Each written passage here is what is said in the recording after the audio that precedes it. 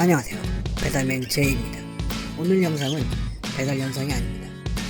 제가 한 달에 한 번씩 병원에 간 날이 겹쳤을 뿐입니다.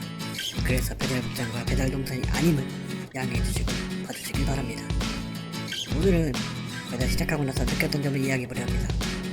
제가 제일 처음 배달을 시작했던 건 작년 12월 20일 무렵입니다.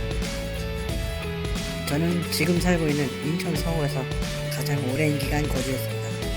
그래서 배달 시작 전에는 이 동네의 지리는 전부 꿰차고 있을 거라고 스스로 자신하고 자만했습니다. 그렇지만 시작하고 나서 첫 번째 문제에 도달한 것은 길은 알지만 상점과 아파트의 위치를 정확하게 모른다는 것이었습니다. 약 1개월 정도의 시행착오가 지나니 두 번째 문제에 도달했습니다. 두 번째 문제는 해가지만 이 도시가 전부 낯설어진다는 점입니다. 분명 잘 아는 길이었는데, 잘 아는 위치였는데, 아파트에 배달하고 나서 지하 주차장을 나왔을 때 그 사이에 해가 졌는데 저는 그곳이 어디였는지 순식간에 잊어버렸습니다. 낮에 본 도시와 밤에 본 도시는 저에게 꽤나 충격적이었습니다. 밤에도 위치를 가늠하기까지는 배달 시작으로부터 약 3개월이 지날 때였습니다. 한 지역에서 수십 년을 거주했는데도 밤낮의 위치 파악까지 완료하는데 약 3개월이 필요했습니다.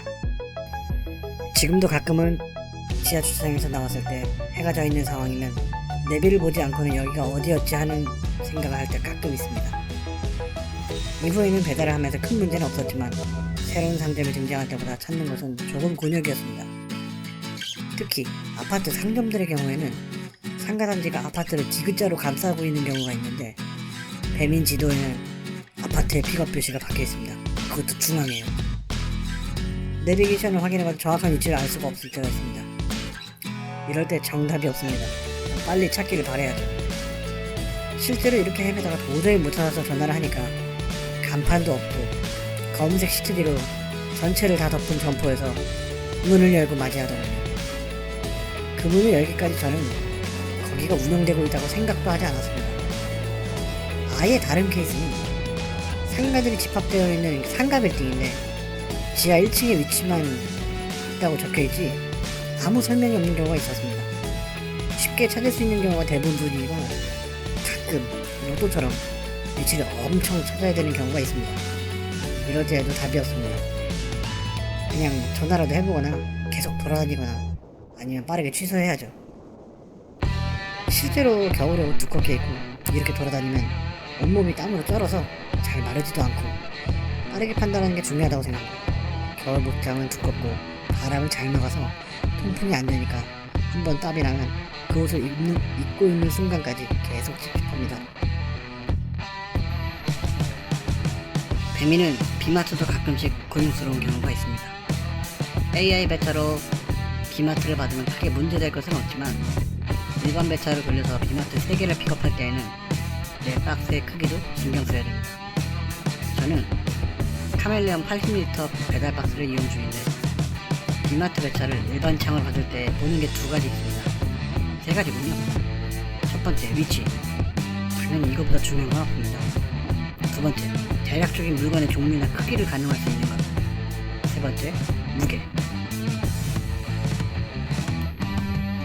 이번에 물건의 종류나 크기를 가늠하는 것 때문에 문제가 된 것은 휴지가 너무 크다, 컵라면이 박스채로 묶여있다거나 과일 박스가 붙어있으면 부피가 꽤 커집니다. 3번의 경우 무게죠. 이것 때문에 문제가 되는 경우는 물이나 액체로 된 음료수 혹은 쌀이 붙어있는 경우입니다. 이럴 경우에는 한 봉다리만 해도 벌써 9kg를 오버하는 경우가 가끔은 있습니다. 제 짐대에는 최대 9kg까지 무게를 실을 수 있다고 매뉴얼에 적혀 있었는데 이걸 넘지 않기 위해서 저는 보통 노력을 합니다. 제 동생과는 다르게 말이죠. 제 동생은 제가 생각하는 1, 2, 3번을 그다지 신경 쓰지 않는 편입니다. 그래서 상관없이 보다가 낭패를 좀 보는 경우가 있습니다. 그래서 짐대와 오토바이 사이의 볼트가 무게를 감당하지 못해서 끊어진 게 벌써 두 번째죠 아마? 제가 배달을 시작하기 전에 배달하면서 조심해야 될 음식 리스트들을 들었는데 초밥, 피자, 커피 이런 걸 조심하라고 들었습니다. 그래서 저는 배달 시작하기 전에 이런 물품을 제 돈으로 구매하고 직접 배달을 해봤습니다. 물론 다른 곳에 배달한 게 아니라 그곳을 직접 집으로 가져와 봤습니다. 다행히도 아무 문제 없었고 지난 1년간 배달하면서 음식에 문제 생긴 경우는 한 번도 없었습니다. 다만 한 번 문제가 생길 뻔한 적이 있었죠. 방지턱을 보지 못해서 50km로 넘어서 오토바이가 크게 들썩였었습니다. 방지턱을 넘자마자 저는 바로 갓길에 멈춰서 음식을 봤죠. 음식이 뒤집어져 있었는데 잘 포장된 국밥이라 다행이었습니다. 흐른 흔적도 없었고 아무것도 없더라고요. 포장 대충 했으면 바로 엔딩 각도서 환불하느라 진짜 빼고 있었을 겁니다. 배달에 진입하지 않은 분들은 저처럼 자기 돈으로 구매해서 실용할 필요까지는 없지만 첫 번째, 방지턱 조심할 것. 두 번째, 음식을 잘 고정할 수 있도록 칸막이라든가 충격 방지용 열 같은 것을 넣어주시는 걸 꼭 기억해 주셨으면 좋겠습니다. 제 동생은 완충제가 상관없이 커피 배달하다가 도착지에서 커피가 박살이 나 있었다는 얘기를 들었습니다. 여러분도 그런 불상사가 일어나지 않길 바라겠습니다. 오늘은 배달에 관한 이러저러한 이야기 해봤습니다. 저의 영상이 또 다른 누군가에게 배달에 진입한 도움이 되고 혹은 배달업이 이렇구나 도움이 될 수 있는 영상이 되길 바라며 저는 응원합니다. 어떤 영상을 만들어줬으면 좋겠다는 의견이 있으면 가감없이 적어주세요. 그래서 반영을 어려울 수 있겠지만 여러분의 이야기가 제 이야기의 주제가 될 수 있습니다.